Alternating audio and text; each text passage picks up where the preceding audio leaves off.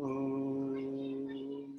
अखण्डमण्डलाकारं व्याप्तं येन चराचरं तत्पदं दर्शितं येन तस्मै श्रीगुरुवे नमः। वन्दे बोधमयं नित्यं गुरुं शङ्कररूपिणं यमास्तितो विवक्त्रोऽपि चन्द्रः सर्वत्र वन्द्यते।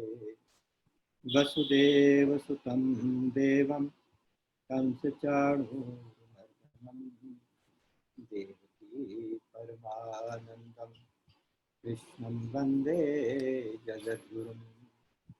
कार्पण्यदोषोपहतः स्वभावः पृच्छामि त्वां धर्मसम्मूढचेताः। यच्छ्रेयस्यान्निश्चितं ब्रूहि तन्मे शिष्यस्तेऽहं चारिमां त्वां प्रपन्नम्। राम राम राम।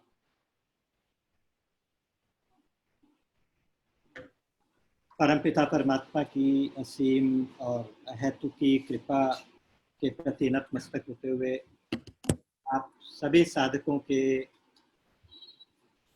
यहाँ उपस्थित होने के लिए आज सबका बहुत बहुत हार्दिक अभिनंदन। और आप सबके हृदय में बैठे हुए मेरे परम इष्ट भगवान श्री कृष्ण के चरणों में शत शत नमन। आप जानते हैं कि हम इन दिनों भगवान श्री रमण महर्षि के चरणों में बैठकर उनकी एक अनुपम रचना उपदेश सार, इसको माध्यम बना के इसको एक अपने साथ लेते हुए कुछ भगवत चर्चा, कुछ आपस में संवाद करने का प्रयास कर रहे हैं। इसी क्रम में हमने कुछ शुरू के 3 श्लोक जो कर्मयोग के बारे में थे उनको देखा। उसके बाद फिर भक्ति योग में प्रवेश किया। भक्ति योग में पहले तो भक्ति के साधन बताए। भगवान ने कहा कि 3 चीजें हैं, शरीर से पूजन, वाणी से जप और मन से चिंतन। ये तीनों चीजें साथ साथ चलती रहें तो बहुत अच्छा, और नहीं तो ये एक से एक बेहतर है। हमने इनकी थोड़ी थोड़ी सूत्रात्मक चर्चा साथ ही साथ की थी, क्योंकि इसके बाद अगले सूत्रों में फिर उसकी थोड़ी सी और चर्चा भगवान खुद करने वाले हैं। तो जैसे उससे अगले श्लोक में भगवान ने कहा था कि जगत ईषधि युक्त सेवनम, भगवान मतलब पूजन के बारे में बताने वाले। जैसे था ना, शरीर से पूजन, वाणी से जप और मन से चिंतन। अब जो पूजन है वो किस तरह का उत्तम है, तो उसके बारे में भगवान बता रहे हैं। वो कहते हैं कि देखो, जो ये सारा संसार है ये भगवत भाव से इसको देखा जाए। जगत ईषधि, ईषधि यानी ईश बुद्धि से, भगवत बुद्धि से इस जगत को देखते हुए उसका सेवन करे, उसका पूजन करे। तो उससे क्या होगा कि उसकी सेवा करने से अष्टमूर्ति भगवान की पूजा हो जाए, क्योंकि ये सारा संसार, जो सारी सृष्टि अष्टमूर्ति भगवान का ही रूप है। अष्टमूर्ति के बारे में हमने बताया था कि जो 5 महातत्व हैं, सूर्य, चंद्र और उसके अलावा सभी जीव, ये 8 चीज़ों से अष्टमूर्ति भगवान का स्वरूप बना हुआ है। जगत महाविश्व रूप, विराट रूप बना हुआ है। तो आप जब जब जगत की सेवा करते हैं तो अष्टमूर्ति भगवान की पूजा अपने आप हो जाती है। तो उसी भावना को फिर और आगे लेते हुए आगे जाएंगे। अगले श्लोकों में क्या कहते हैं, देखिए मैं आपको दिखा देता हूँ बात।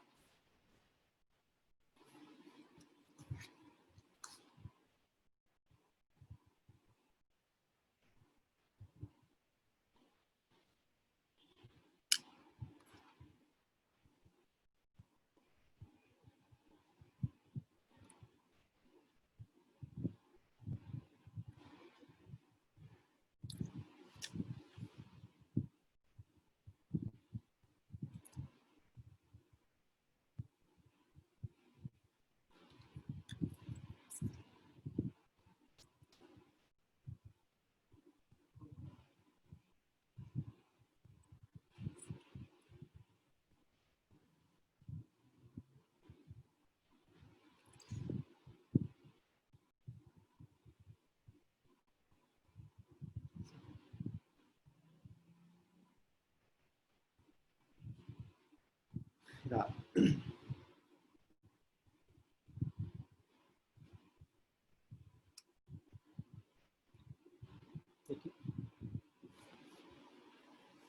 तो यहाँ भगवान कह रहे हैं कि जगत ईषधि युक्त सेवनम अष्टमूर्ति वृद्ध देव पूजनम।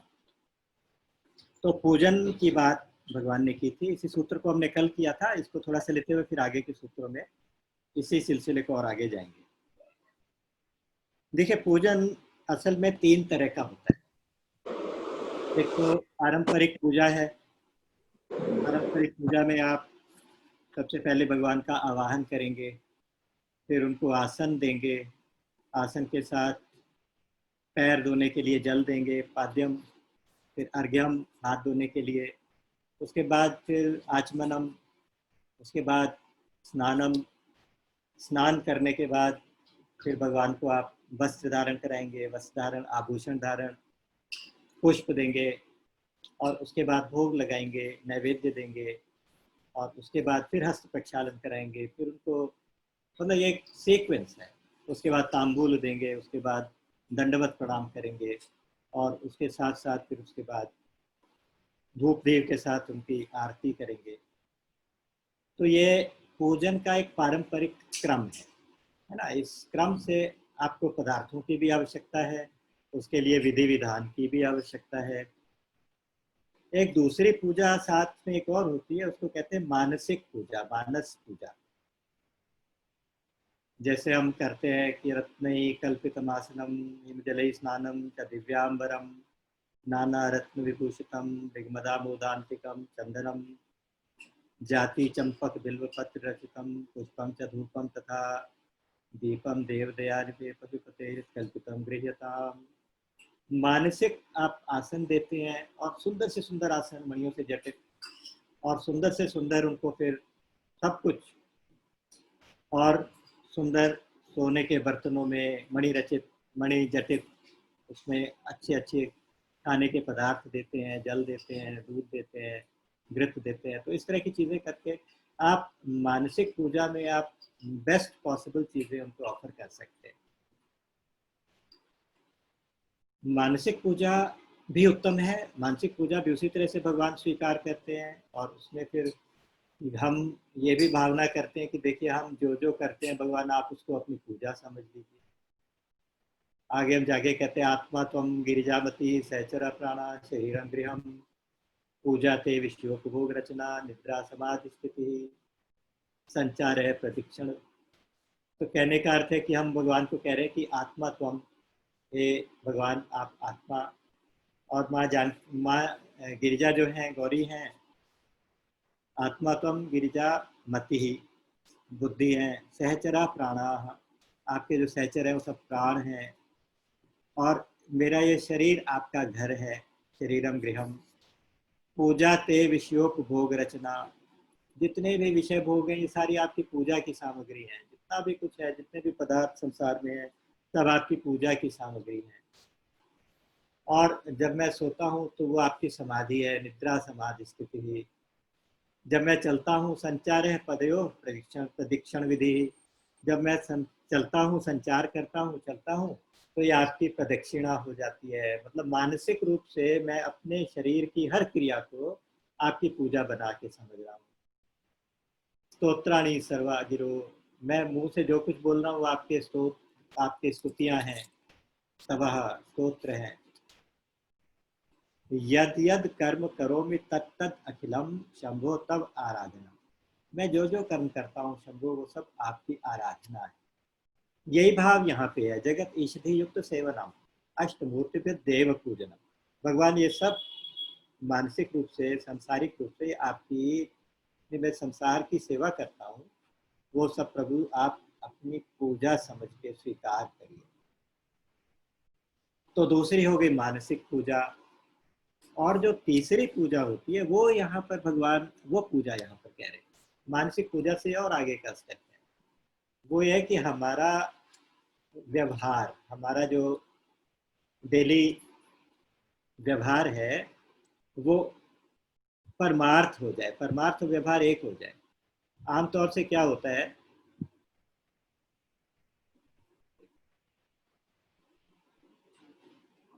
आमतौर से क्या होता है कि बंद करना था। हाँ,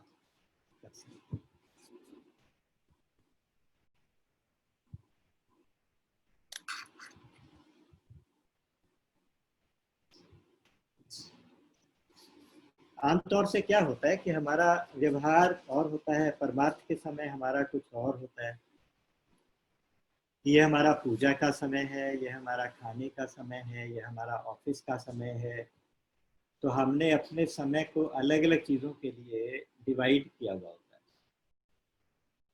अच्छा, इसमें हम क्या करते हैं कि अगर कोई पूछे कि आप खाना किस लिए खाते हैं, खाने का उद्देश्य क्या है, हम तो कहते हैं कि हम खाना अपने शरीर के पोषण के लिए खाते हैं और जिंदा रहने के लिए खाते हैं। तो एक उद्देश्य है हमारा खाना खाने का, खाना क्यों करते हैं।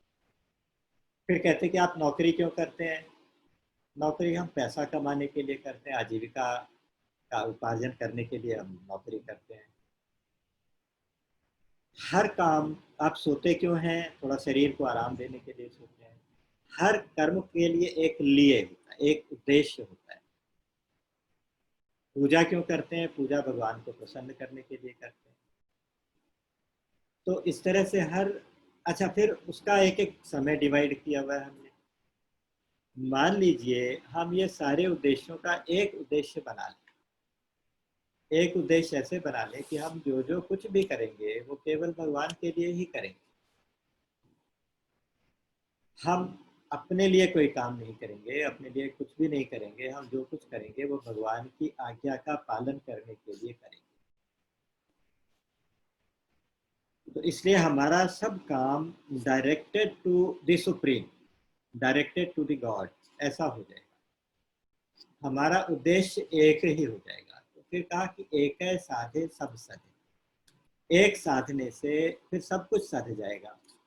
जब हमारा उद्देश्य एक ही रहेगा, भगवान का उद्देश्य रहेगा, तो उस केस में फिर हमें कोई अलग अलग काम करने की जरूरत नहीं पड़ेगी।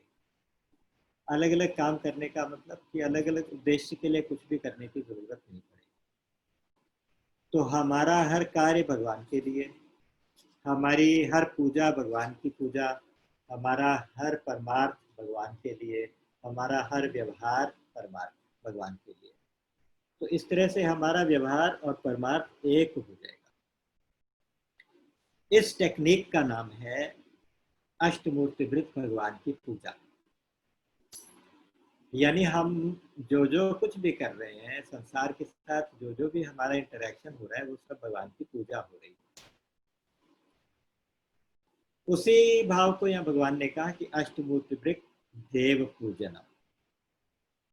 18वें अध्याय में जो 46 नंबर का श्लोक गीता जी में आता है, उसमें यही बात लिखी, यतः प्रवृत्तिर्भूतानाम येन सर्वमिदं तथा स्वकर्मणा तमभ्यर्च्य सिद्धिं विन्दति मानवः। अर्थात यतः प्रवृत्तिर्भूतानाम, जिससे इन सारे संसार की प्रवृत्ति हुई है, से उत्पत्ति भी उसी भगवान से हुई है और व्यवहार भी उसी भगवान के साथ हुआ है, भगवान की आज्ञा से हुआ है। संसार की उत्पत्ति और संसार का चलना भगवान की मर्जी पे निर्भर है। यतः प्रवृत्ति भूतानाम, फिर येन सर्वम इदम ततम, जिसके द्वारा, जिस परमात्मा के द्वारा ये सारा संसार व्याप्त है, जो संसार, सारे संसार के अंदर जो परमात्मा समाया हुआ है, स्वकर्मणा, अपने कर्म से, तम अभ्यर्च्य, उसकी पूजा करके, उसकी अर्चना करके, सिद्धिम विन्दति मानवः, मानव जो है सिद्धि को अर्थात भगवान की प्राप्ति को अचीव कर सकता है, यानी भगवत प्राप्ति हो जाती है, साक्षात्कार हो जाता है, स्वरूप स्थिति हो जाती है, भगवत प्राप्ति, कुछ भी आप उसका नाम दे दीजिए, वो अल्टीमेट जो आपका उद्देश्य है वो पूरा हो जाता है। तो ये थी हमारी कर्म से पूजा। एक थी पारंपरिक पूजन, दूसरा हुआ मानसिक पूजन, और तीसरा हुआ हमारे कर्म से पूजन, जिसमें हम अपने कर्म को, अपने व्यवहार को परमार्थ के साथ एक कर देते हैं। यानी हमारा हर कर्म भगवान की सेवा के लिए हो जाता है, भगवान की प्रसन्नता के लिए हो जाता है। तो अब इसमें, इसके बाद एक और सूत्र भगवान ने दिया था, जो हमने कल ये किया भी था, उत्तम हाँ, कल हमने इस सूत्र को पढ़ भी लिया था, लेकिन इसको हमने आज इसके बारे में देखा। ये था उत्तमस्तवात् उच्च मंदतः चित्तजम जप ध्यान उत्तम। शेयर नहीं हुआ।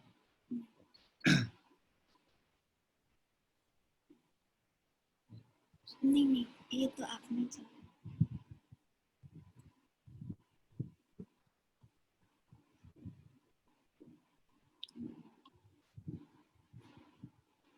ओके।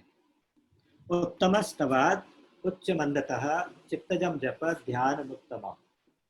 इसका मतलब ये हुआ कि स्तव का अर्थ होता है स्तुति। भगवान की स्तुति, अलग अलग स्तोत्रों से स्तुतियां की जाती हैं भगवान। कीर्तन करते हैं, वो भी स्तुति हो जाती है। स्तुति का पहले इसके शब्दार्थ देख लेते हैं। उत्तम स्तवात यानी स्तुतियों से उत्तम क्या है? उच्च उच्च स्वर में जप, यानी कीर्तन से या स्तुति से ज्यादा अच्छा रहता है कि आप उच्च स्वर में जप करें बैठ। और उच्च स्वर में जप से बेहतर होता है कि आप मंद स्वर में जप करें। मंद स्वर में मतलब उपांशु जप करें, धीरे धीरे बोल के करें। और उससे भी उत्तम होता है कि आप मानसिक जप, चित्तजम जप करें। चित्तजम मतलब मानसिक जप करें। और उससे भी उत्तम रहेगा कि आप ध्यान में चले जाएं। जप करते करते आप ध्यान में चले जाएं, क्योंकि जप करते करते जब एक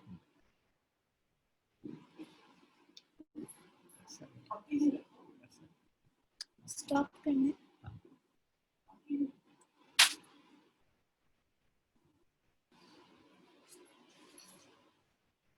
तो अब इनको स्टेप बाय स्टेप देखते हैं कैसे। हमारे शास्त्रों में कहा गया, अग्नि पुराण में, कि करोड़ों पाठ करने से बेहतर है जप करना, और करोड़ों जप करने से बेहतर है ध्यान करना, और करोड़ों ध्यान करने से बेहतर है लय में हो जाना। लय मतलब हमारा मन भी जिसमें लय हो जाए। उसी तरह का सूत्र ये भगवान रमण महर्षि ने यहाँ पर दिया। उन्होंने कहा कि जो स्तोत्र है, जो हम स्तुति किसको कहते हैं? स्तुति उसकी डेफिनेशन कही गई कि भगवान के गुण कथन, उसका नाम स्तुति है। स्तुतिर नाम गुण कथनम। मधुसूदन सरस्वती जी की परिभाषा है, कहते हैं कि भगवान के गुणों का गान करना। आप ऊंचे स्वर में बैठ के कीर्तन करें, वो भगवान की स्तुति है। उनके गुणों का गान करें, वो भगवान की स्तुति है। कई तरह के स्तोत्र आपने पढ़े होंगे। अच्छा, इनमें बहुत पावर होती है। शब्दों में इस प्रकार जो संगीत में स्तुतियां होती हैं, उनमें बहुत पावर होती है। हमारे इतिहास में आपने देखा होगा कि बैजू बावरा थे, तानसेन थे। संगीत में कितनी शक्ति थी कि वो जड़ को भी चेतन कर देते। मैंने एक बार पढ़ा था, एक मैडम लैंग करके फ्रांस में, उन्होंने क्या किया था, अपने म्यूजिक से, अपने गाना गा के एक जीसस की और वर्जिन मेरी की मूर्ति प्रकट कर दी थी। उसी तरह से एक और कोई इटली में थे संगीतज्ञ, उन्होंने तो सामवेद की ऋचाओं का अभ्यास किया, और सामवेद की ऋचाएं बोल के उन्होंने समुद्र के किनारे रेत के ऊपर माँ सरस्वती की एक मूर्ति वहां पर प्रकट हो गई थी। अभी रिसेंट की बात है ये, तो आपको याद होगा कि भगवान शंकराचार्य ने कनकधारा स्तोत्र करके जो लिखा है, कनकधारा, वो कनकधारा स्तोत्र पढ़ने से सोने की वृष्टि करा दी, स्वर्ण की वृष्टि कराई थी। ये कोई ज्यादा पुरानी बातें नहीं है। तो कहने का अर्थ है कि इन मंत्रों में, इन कीर्तनों में, इन स्तुतियों में बहुत शक्ति होती है, और वो असंभव को भी संभव करके दिखा सकते। स्तोत्र स्तुति उत्तम है, लेकिन भगवान कह रहे हैं, रमण महर्षि कह रहे हैं कि इससे ज्यादा उत्तम है उच्च स्वर में बैठ के जप किया जाए। जप का प्रभाव और ज्यादा है। अच्छा, शब्दों का प्रभाव, मंत्रों का प्रभाव तो इतना होता है कि एक बार क्या हुआ कि कोई एक हीलर थे, स्पिरिचुअल हीलर जैसे होते हैं ना, जो मंत्र पढ़ के बीमारियों का इलाज करने वाले। तो वो अपना कुछ किसी के ऊपर कुछ मंत्र पढ़ रहे थे। एक कोई आजकल की जनरेशन का लड़का चला गया, बोला कि मैं तो इन सब पे विश्वास नहीं करता, ये बेकार की बात है। इस तरह मंत्रों के बोलने में क्या शक्ति हो सकती है? इस मंत्र बोलने से क्या हो सकता है? शब्दों में कोई शक्ति थोड़ी ना होती। तो वो जो हीलर थे, उन्होंने एकदम उसकी तरफ देख के कहा कि तुम बिल्कुल मेरे गधे हो, मूर्ख हो, बेवकूफ हो, चले जाओ यहाँ से। जैसे बोला तो वह गुस्से में आग बबूला हो और लगभग मारने ही वाला था। तो मुस्कुराने लगे, बोले कि देखा मंत्रों में कितनी शक्ति होती है। मैंने तो अभी मंत्र भी नहीं बोले, सिर्फ साधारण से शब्द बोले थे और तुम्हारे ऊपर उसका कितना प्रभाव पड़ा। जब इन साधारण शब्दों का इतना प्रभाव पड़ रहा है, तो जो मंत्र है हमारे सिद्ध मंत्र होते हैं, तो उनका क्यों नहीं प्रभाव पड़ेगा? तो कहने का मतलब है कि इन मंत्रों में, इन चीजों में काफी शक्ति, बहुत शक्ति होती है। तो स्तुतियां उत्तम है, स्तोत्र उत्तम है, कीर्तन उत्तम है, ठीक है, लेकिन इनसे ज्यादा उत्तम है उच्च स्वर में जप करना। कल जैसे हमने देखा था कि जप जो होता है, चाहे वो मंत्र जप हो, चाहे नाम जप हो, वाचिक, उपांशु और मानसिक, 3 प्रकार का होता है। कल इसकी चर्चा थोड़ी सी हमने की। वाचिक वो होता है जो हमारे गले से निकलता है, कंठ से आवाज के रूप में निकलता है। जैसे हम अभी बोल रहे हैं, तो इसी तरह से बोल बोल के हम नाम जप करें, कीर्तन करें, राम राम राम राम करें, इस तरह से ये जो, या अगर जो उपांशु जप क्या होता है कि होठों तक आता है, निकलता वो भी गले से है, लेकिन वो होठों तक आता है, होठों के बाहर नहीं निकलता। जैसे हम विस्पर करते हैं, विस्पर करके बोलते रहे, साथ में बैठा व्यक्ति भी ना सुन पाए, उसको कहेंगे उपांशु जप। ये दोनों जप कंठगत जप कहलाते। कल एक किसी की क्वेरी आई थी कि कंठ से जप का क्या मतलब है। तो कंठ से जप का मतलब है कि जो गले से आवाज के रूप में आ रहा है, वो कंठ का जप। तीसरा जप जो है मानसिक जप है, वो हृदय से आ रहा है। बस हृदय हृदय में आप बोल रहे हैं, धीरे धीरे धीरे धीरे, होठ भी नहीं हिल रहे, गला भी नहीं हिल रहा, शब्द भी नहीं बन रहे, लेकिन अंदर ही अंदर शब्द बन रहे, अंदर ही अंदर जप चल रहा है। तो ये मानसिक जप है। शास्त्र कहते हैं कि जितने भी यज्ञ हैं, उनसे 16 गुना वाचिक जप इफेक्टिव होता है। सभी यज्ञों को मिला दिया जाए, सबका प्रभाव जितना है उतना इस वाचिक जप यज्ञ का प्रभाव है, यानी जो वाणी से किया जा रहा है। और इससे 100 गुना ज्यादा उपांशु जप का प्रभाव होता है, और उपांशु जप से भी 1000 गुना ज्यादा मानसिक जप का प्रभाव है। तो इस प्रकार मानसिक जप सर्वोत्तम हो गया। इसी तरह से उन्होंने कहा था कि भाई स्तुतियों से उच्च स्वर में जप, उससे फिर बेटर है मंद स्वर में जप, उससे बेटर है मानसिक जप, चित्त जम जप। और जप और ध्यानम को आप इकट्ठा भी ले सकते हैं, जप से उत्तम ध्यान, ऐसा भी इसका अर्थ ले सकते हैं सूत्र में। इस सूत्र में दोनों अर्थ निकलते हैं कि जप से उत्तम ध्यान, ध्यान, या आप ये कहें कि जप करते करते जो ध्यान में चले गए, वो सर्वोत्तम अवस्था। एक ही बात है। अच्छा, इसमें एक बात जानने वाली, उड़िया बाबा कहा करते थे, कहते थे कि देखो, एक तो निर्जीव जप होता है, जप एक निर्जीव जप होता है, एक सजीव जप होता है। निर्जीव मतलब बिना प्राण के, और दूसरा प्राणों वाला जप होता है, सजीव जप। निर्जीव जप तो वो होता है जैसे कि हम लोग करते हैं कि ध्यान संख्या पे रहता है, गिनती पे ध्यान रहता है बहुत ज़्यादा। और ऐसा होता है कि मान लीजिए हमें ऐसा बताया गया कि आपको 200 माला राम राम की करनी है, तो जल्दी जल्दी राम राम राम राम करते रहेंगे, घड़ी भी देखते रहेंगे, बीच बीच में माला को झांक के देखते रहेंगे कि पूरी हुई कि नहीं हुई। सारा का सारा ध्यान इस बात पे कि मेरा नियम कब पूरा हो और मैं जल्दी से उठ के भागूं। ये जप निर्जीव जप कहते थे। हालांकि ये भी नुकसान नहीं है, ये भी फायदा है। धीरे धीरे करके यही जप आगे जाके सजीव हो जाएगा।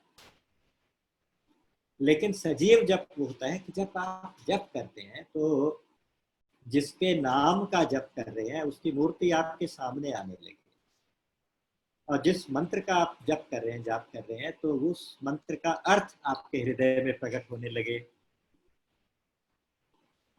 रूप की झांकी भी दिखे, अर्थ भी दिखे, और सारा का सारा ध्यान भगवान में ही रहे। हम जिसका जाप कर रहे हैं, जिसका जप कर रहे हैं, सारा ध्यान उधर ही रहे। तो ये हो गया सजीव जप।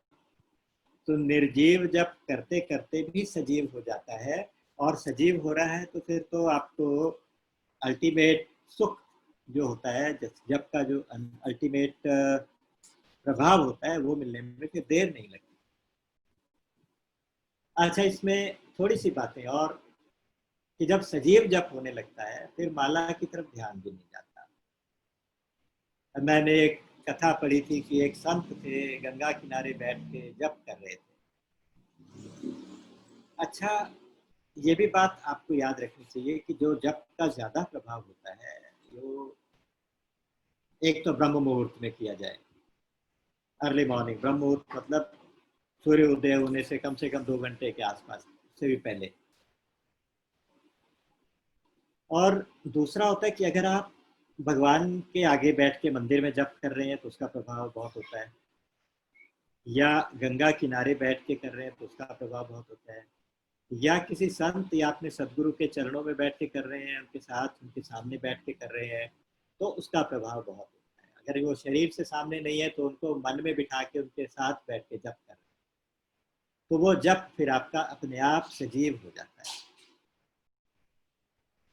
तो वो संत बैठे थे गंगा के किनारे, अपना माला जप रहे थे, बहुत ध्यान में मगन होकर। अचानक न जाने क्या सूझा, उनकी आंखों से आंसू बहने लगे, और उन्होंने उठा के अपनी माला, झोली, सब कुछ गंगा जी में डाल दिया और चुपचाप शांत होकर बैठ गए। तो भगवान प्रकट हो गए। भगवान ने कहा कि बेटा, ये क्या किया तुमने? तुम तो इतना अच्छा ध्यान कर रहे थे, इतना अच्छा जप कर रहे थे, अब क्या हुआ? तो कहने लगा कि प्रभु जी, मेरे मन में ये भाव आ गया कि मैं आपसे मांगता तो हूँ अनगिनत चीजें, और आपका नाम गिन गिन के लेता हूँ, तो ये कुछ नाइंसाफी नहीं है। जब हम भगवान से कृपा मांगते हैं तो असीम मांगते हैं, अनलिमिटेड मांगते हैं। उनसे जितने वरदान मांगते हैं तो अनगिनत मांगते हैं, तो उनका नाम हम गिन गिन के क्यों लें? तो अब से मैं आपका नाम बस जीते जागते उठते बैठते ऐसे ही लूंगा। मैं अब आपका नाम गिन गिन के नहीं लूंगा, अब मेरे से माला नहीं होती। तो भगवान प्रसन्न हुए, उन्होंने उसके सिर पे हाथ रखा, उसे आशीर्वाद। एक और संत बैठे हुए थे शांति से ऐसे ही, तो उनसे भी पूछा गया कि आप कुछ जप वप नहीं करते, माला नहीं करते? वो फकीर बोले कि देखो, खुदाए खलक, ये सब मेरी तस्बीह के दाने हैं। जितनी सृष्टि है, जितने प्राणी हैं, जितनी वस्तुएं हैं, व्यक्ति, सब कुछ जो कुछ भी दिखाई देता है ना, ये सब मेरी माला के मन के हैं। फकीर जो लोग माला रखते हैं ना, वो तस्बीह बोलते हैं उसको, तस्बीह। तस्बीह में थोड़ी सी हमारी माला से थोड़ा सा डिफरेंस होता है। उसमें ऐसा रहता है कि मेरे ख्याल में 100 मनकों की माला होती है, और उसमें 10-10 के बाद एक जैसे हमारा सुमेरु होता है, एक बड़ा दाना होता है। तो कहते हैं कि खुदाए खलक, सब मेरी तस्बीह के दाने नजर में फिरते रहते हैं, इबादत होती रहती है। जो जो मेरे सामने से निकल रहा है, मेरी माला के मन को जैसा फिरता रहता है, और मुझे प्रभु की याद आती है। तो जहां जहां देखता हूँ वहां वहां मुझे अपने ठाकुर जी दिखने रहते हैं, दिखते रहते हैं। अगर इस तरह का भाव भी बन जाए तो भी उसको, उस भाव को तो कोटि कोटि नमन। जब जब सजीव होने लगता है, मेरा कहने का मतलब ये था, तो ये संतों का जब ऐसा होता है फिर माला की ज़रूरत नहीं है, फिर किसी पर्टिकुलर जगह की ज़रूरत नहीं है, पर्टिकुलर समय की ज़रूरत नहीं है। बस ज़रूरत है तो निरंतर उनको, अपने प्रभु को, अपने स्वामी को याद रखने की ज़रूरत है। अच्छा, साधकों का जब कुछ इस तरह का, तो साधक नाम जपहि ले लाए। हाँ, तो वो अणिमादिक सिद्धियां पाने के लिए भी जप करते हैं, तो उनको अणिमादिक सिद्धियां मिल जाती हैं। तो साधक इस तरह का जप भी करते हैं कि जिससे सिद्धियां भी मिलती हैं। और भगवान शंकर का जप, वो तो खैर विलक्षण है। तुम पुनि राम राम दिन राती, सादर जपो अनग आराती। ये भगवान शंकर का जप है। तो इस तरह से अलग अलग टाइप के जप हैं ये। फिर कहते हैं कि महामंत्र सोई जपत महेशु, काशी मुकुति हेतु उपदेशु। उनका जो नाम जप है वो क्यों है? वो दूसरों को मुक्ति देने के लिए। भगवान शंकर का जो जप है, भगवान शंकर जो जप कर रहे हैं, अपने लिए नहीं कर रहे। अपने आप तो आप सहज स्वरूप में रहते ही हैं। शंकर सहज स्वरूप संभारा, लागी समाधि अखंड पारा। जब चाहे उनकी समाधि लग जाती है। तो वो दूसरों को मुक्ति देने के लिए, जीव मात्र को जो उनकी शरण में आता है उसको मुक्ति देने के लिए वो दिन रात जप करते हैं। अच्छा, फिर योगियों का जप भी होता है। नाम जीह जप जापहि जोगी, जागहि जोगी, बिरति बिरंच प्रपंच वियोगी। ये योगियों का जप होता है। साधकों का जप है, संतों का जप है, भगवान का। अच्छा, भगवान खुद भी जप करते हैं। भगवान किसका जप करते हैं? देखिए, जो भगवान की अनन्य शरण हो जाता है, भगवान उसका जप करते हैं। भगवान कह रहे हैं, ये यथा माम प्रपद्यन्ते तास तथैव भजाम्यहम्। जो मेरी जिस प्रकार से पूजा करते हैं, मेरी शरण में आते हैं, मैं उनका उस प्रकार से उनका नाम भजता हूँ, उनकी सेवा करता हूँ। भरत जी राम राम जपते हैं, और राम जी भरत भरत जपते हैं, क्योंकि भरत पूरा शरणागत है। भरत जी तो बिल्कुल शरणागत है। भरत सरिस को राम स्नेही, जग जप राम राम जप जेही। अच्छा, फिर आपने पढ़ा होगा कि जो भक्त अम्बरीश के प्रसंग में भगवान ने क्या कहा? निर्वैरम मुनिम शांतम। वहां ये कहा कि अनुव्रजाम में हम नित्यम पूये ये त्यंग्री रेणुवी। मैं अपने भक्त के, मेरा जो मेरी शरण होते हैं, मेरा नाम जपते हैं, मैं उनके पीछे पीछे चल पड़ता हूँ, ताकि उनके चरणों से रज उड़े और मेरे ऊपर पड़ जाए। उनके चरणों के पवित्र रज मुझे मिले। भगवान इतने उदार हैं, इतने कृपालु हैं, अपने भक्त को इतना आदर देते हैं। यही दरबार दीन को आदर, रीति सदा चली आई। भक्त कहते हैं, वो कहते हैं, भक्त मेरे मुकुटमणि, मैं भक्तन को दास। तो भगवान तो इतने दयालु हैं, इतने कृपालु हैं। ये भगवान का जप है। भगवान का जप क्या है? भगवान अपने अनन्य शरणागत भक्तों का जप करते हैं। तो इस तरह से अलग अलग लोगों के जप हैं, अलग अलग कैटेगरी के जप हैं। बस जप के बाद, जप में भी उत्तम है उच्च स्वर वाला, उससे ज्यादा उत्तम है थोड़े से मंद स्वर वाला जप, उससे भी ज्यादा उत्तम है मानसिक जप। और जब मानसिक जप श्वास श्वास में हो जाता है और दिन रात हो जाता है, हर क्षण हो जाता है। तो मैंने एक बार आपको भोरी सखी की कहानी सुनाई थी। तो भोरी सखी जैसा जप करती थी। भोलानाथ वकील थे उसका, उनका असली नाम। वो भगवान के भक्त हुए तो भोरी सखी कहलाए। हिये जिये रसना, श्वास श्वास प्रति रोम रोम रट लाओ। उन्होंने लिखा है कि हिये जिये रसना, श्वास श्वास प्रति रोम रोम रट लाऊं, जब लूं नाम श्वास तब ही लूं, एक में एक हो जाऊं। वाह। हिये मतलब हृदय में मेरा नाम चलता रहे। ऐसा जप करता रहूं कि इसमें हिये में मेरा नाम चलता रहे। जिए मतलब मेरे प्राणों से नाम चलता रहे। श्वास श्वास प्रति, मेरे एक एक श्वास में आपका नाम चलता रहे। रोम रोम, 3.5 करोड़ रोम है, सब रोमों से भी नाम निकलता रहे। और ऐसा रहे, निरंतरता ऐसी रहे कि रटता रहूं, लगातार नाम जप चलता रहे। और शर्त यह है कि जब लूं नाम श्वास तब ही लूं। अगर एक श्वास के साथ नाम लूं तब मुझे दूसरी श्वास लेने का अधिकार मिले, नहीं तो वो अगली श्वास ही ना आए। और आपके साथ में एक हो जाऊं, नाम जपते जपते मैं आपके साथ एक ही हो जाऊं। तो इस तरह का जो जप, पहले जो जप सजीव हुआ, निर्जीव जप करते करते सजीव हुआ, सजीव होते होते वो मानसिक जप तक पहुंचा, मानसिक जप से वो अजपा जप हो गया। ऐसे में फिर जप करना नहीं पड़ता, होता रहता।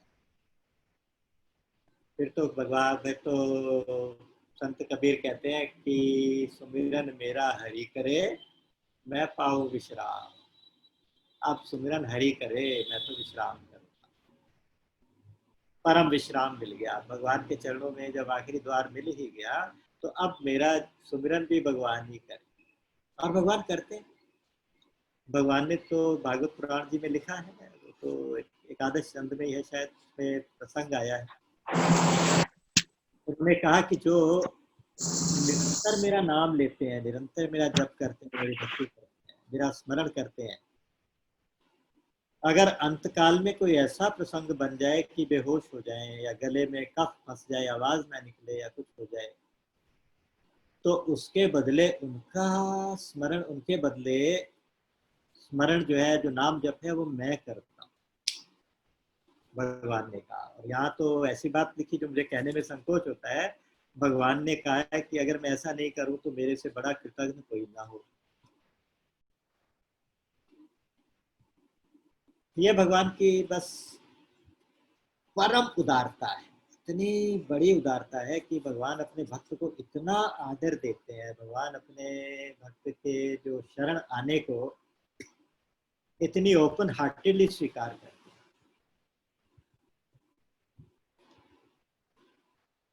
तो यहाँ पूजन के बारे में बात हुई, जप के बारे में बात हुई, और जप से ज्यादा चित्तजम जप हो गया। फिर कहा कि ध्यानम, पीछे इसको कहा था चिंतनम, है ना। शरीर से पूजन, वाणी से जप, और मन से चिंतन। शरीर वांग मनो, शरीर वांग और मन, इन तीनों से उत्तम क्रमात्, क्या क्रम से क्या क्या उत्तम है। पूजनम जपस चिंतनम क्रमात्, पूजन, जप और चिंतन। तो यहाँ चिंतन की थोड़ी सी चर्चा करके देखते हैं कि चिंतन, कैसा चिंतन होना चाहिए।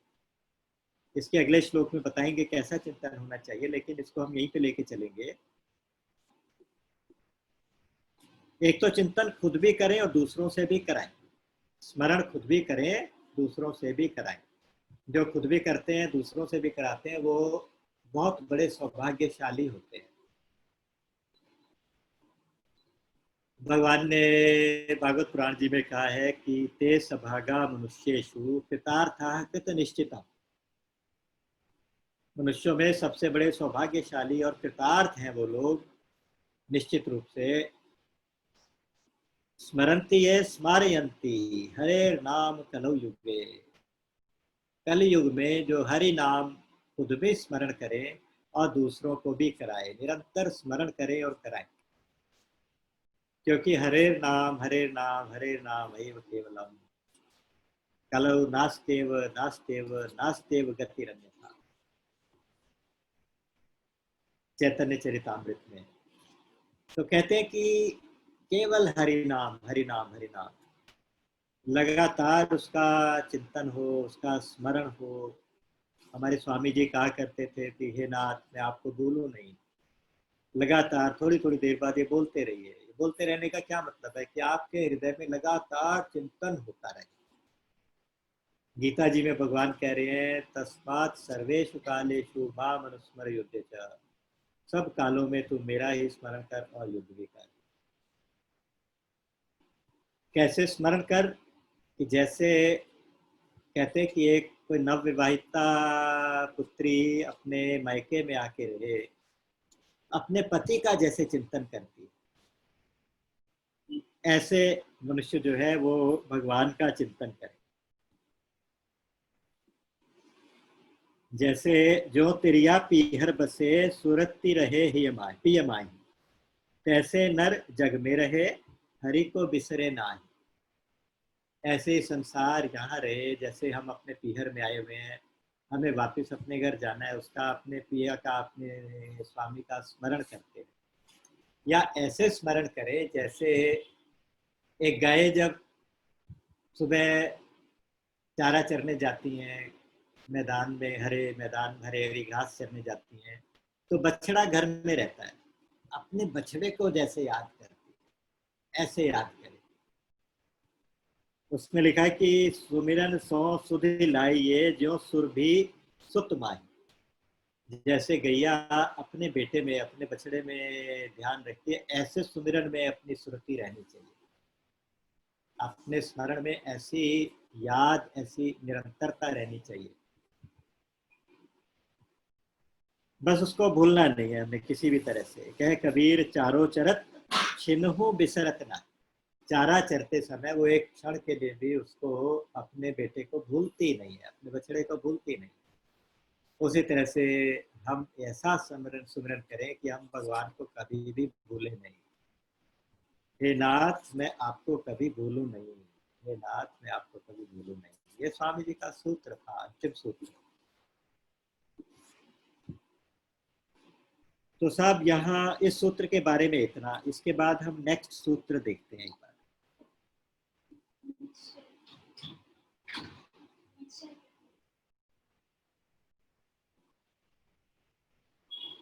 एक बार देखना पड़ेगा बेटा।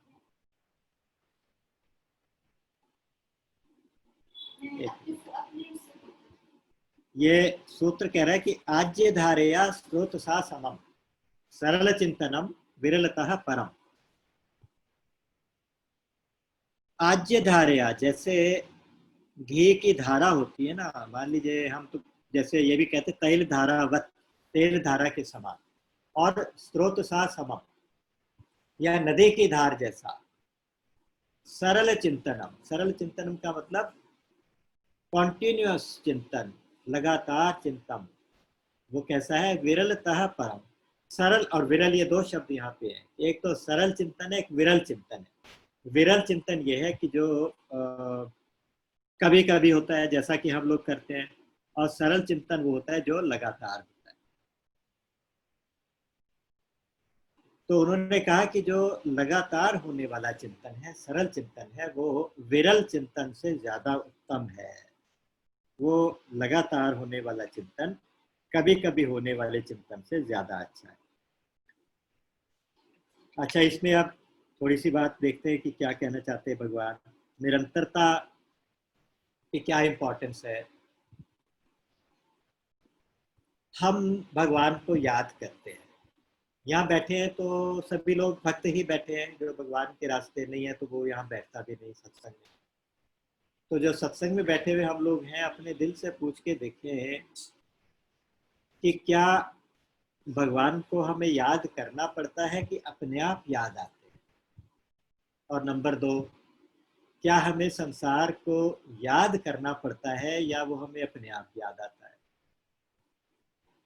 अगर मेरे से कोई पूछे तो मैं तो ये उत्तर दूंगा कि संसार तो स्वाभाविक रूप से याद आता है, क्योंकि रहते ही संसार में है, काम भी संसार में करते हैं, सब कुछ व्यवहार भी संसार में है लगातार। तो सब संसार तो अपने आप याद आता है। भगवान की याद करनी पड़ती है। तो जिसकी याद करनी पड़ती है वो सरल चिंतन नहीं है, वो विरल चिंतन है। सरल चिंतन वो है जो अपने आप याद आए।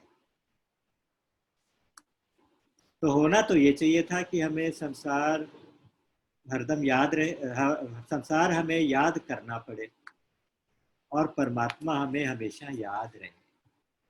जैसे भगवान शंकर की स्थिति है ना, आप उसको ध्यान दीजिए कि माँ पार्वती ने भगवान शंकर से प्रार्थना की, बंदों पद धरि धरणी सिर, विनय करो कर जोरी। उन्होंने कहा कि मैं आपके चरणों में सिर झुका के प्रार्थना करती हूँ, भगवान की कथा हमें सुनाइए। इसको रहने दो बेटा, रहने दो।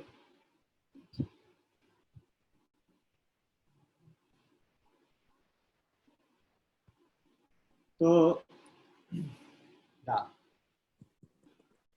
तो वहां पे भगवान शंकर को प्रार्थना की है कथा सुनाने के लिए, राम कथा सुनाने के लिए। वहां कहते हैं कि भगवान शंकर जैसे राम का ध्यान आया तो समाधि में डूब गए और 2 घड़ी तक समाधि में रहे। उसके बाद फिर जबरदस्ती वापस आके उन्होंने कथा सुनाने की तैयारी की। भगवान शंकर हमेशा अपनी समाधि में रहते हैं। अगर उनसे कोई बात करे, कोई सांसारिक प्रश्न करे या कोई किसी भी तरह का प्रश्न करे, तो उसका उत्तर देने के लिए उन्हें वापस संसार में आना पड़ता है। काश हम सबकी ऐसी परिस्थिति, ऐसी स्थिति हो जाए, ऐसी कंडीशन हो जाए कि हम रहें तो भगवान में, और कभी कभी भगवान, बेटे सूत्र, एक 7वां सूत्र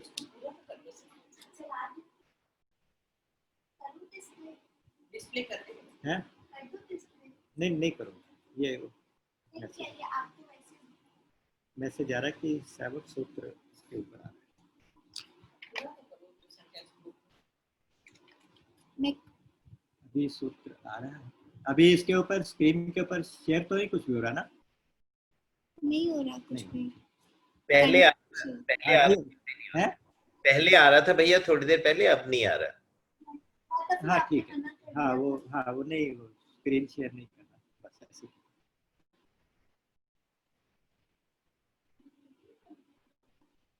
तो यहाँ पे कहा गया कि जो सरल चिंतन है वो ये है कि जो स्वाभाविक चिंतन होता रहे, हमारा भगवान का चिंतन तो स्वाभाविक हो और संसार का चिंतन हमें करना पड़े, ऐसी परिस्थिति आ जाए, ऐसी स्थिति बन जाए। उसके लिए हम क्या करें? उसके लिए ये सोचें कि हम संसार ज्यादा क्यों याद आता है, भगवान कम क्यों याद आते हैं, सोचें। तो विचार करने से पता चलता है कि संसार हमें अपना ज्यादा लगता है। जहां ज्यादा अपनापन होता है ना, वहां उसका चिंतन अपने आप होता है। और जब कम अपना होता है, जो कम अपना होता है, उसका चिंतन करना पड़ता है। तो हमें ऐसा हो जाए कि भगवान अपने हो जाए, तो भगवान से कोई अपनेपन का संबंध बनाया जाए, भगवान से कोई संबंधा भक्ति बनाई जाए, अपने कोई उनके कोई बहुत प्यारा सा संबंध जो आपको दुनिया में प्यारा सा लगता हो, वो संबंध भगवान से बना लिया जाए। अगर किसी को अपने पिता से ज्यादा प्यार है तो भगवान को अपने पिता बना लें, बेटे से ज्यादा प्यार है भगवान को अपना बेटा ही बना लें, भगवान को अपनी माँ बना लें, कुछ भी बना लें, भगवान सब कुछ बनने को तैयार है। लेकिन फिर उस रिश्ते को बहुत अच्छी तरह से निभाएं, बहुत अच्छी तरह से प्यार करें भगवान से। हमारे निभाने में तो फिर भी थोड़ी बहुत कमी रह जाएगी, लेकिन जब भगवान अपना रिश्ता निभाएंगे तो वो रिश्ता फिर परफेक्ट होगा। भगवान अगर आपका बेटा बनेंगे तो बेटे का सारा फर्ज पूरा करेंगे, भगवान अगर आपके पिता बनेंगे तो पिता का सारा फर्ज पूरा करेंगे, सारा प्यार आपको लौटाएंगे आपको।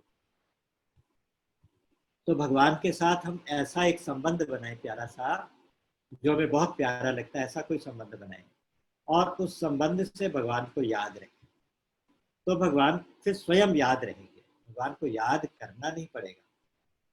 तो फिर ये जो चिंतन होगा ना, ये सरल चिंतन होगा, स्वाभाविक चिंतन होगा, और ये चिंतन फिर तैल धारावत, आज्य धारावत, यानी घी की धार जैसा, घी से ऊपर धार डालते हैं ना, तो वो अनइंटरप्टेड चलती है, कॉन्टिन्यूस। चिकनाई जो होती है जिसमें, तो उसमें वो कॉन्टिन्यूस रहता है सरफेस टेंशन की वजह से। या दूसरा इन्होंने भाव यहाँ पर दिया स्रोत की तरह से, जैसे स्रोत की धारा है, नदी की धारा, नदी की धारा जैसा फ्लो चलता रहे लगातार, ऐसा फ्लो, ऐसी कॉन्टिन्यूटी, इस कॉन्टिन्यूटी के साथ चिंतन करें। इस निरंतरता का कि कितनी इंपॉर्टेंस है, आप गीता जी में इतने श्लोक आपको इस चीज के लिए मिल जाएंगे। अनन्य चेता सततम यो माम स्मरति नित्यशः तस्याहं सुलभः पार्थ नित्ययुक्तस्य योगिनः। 8वें अध्याय का श्लोक नंबर 14। अनन्य चेता सततम, सततम मतलब निरंतर, अनन्य चित्त होके, और नित्यशः और प्रतिदिन, यानी प्रतिदिन निरंतर अनन्यता से जो मेरा चिंतन करता है उसके लिए मैं सुलभ हूँ। भगवान सुलभता से प्राप्त होते हैं। फिर एक जगह कहते हैं कि सर्ततम कीर्तयन्तो माम यतन्तश्च दृढ़व्रताः नमस्यन्तश्च माम भक्त्या नित्ययुक्ता उपासते। 9वें अध्याय का 14वां श्लोक है। वहां भी सततम शब्द है, वहां भी नित्ययुक्त शब्द है, यानी आप निरंतर उनसे जुड़े रहें और सतत उनका चिंतन करते रहें, तो भगवान की प्राप्ति सुलभ है। भगवान की प्राप्ति कोई कठिन नहीं होती, हमने उसको कठिन माना है तो इसलिए कठिन हो जाती है। भगवान की प्राप्ति जितनी सुलभ है उतनी ही वो कठिन हो जाती है। भगवान उसको सुलभ कहते हैं, भगवान खुद को सुलभ कहते हैं।